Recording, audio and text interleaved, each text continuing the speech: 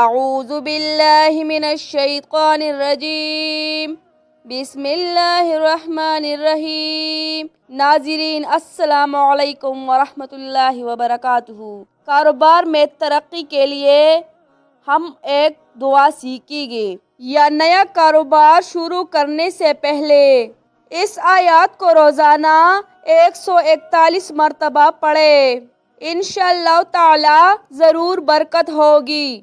یہ آیات مبارک قرآن مجید کی سورۃ لقمان کی آیات مبارک ہے۔ چلو شروع کرتے ہیں۔ بسم اللہ الرحمن الرحیم۔ للہ ما فی السماوات والارض ان اللہ هو الغنی الحمید۔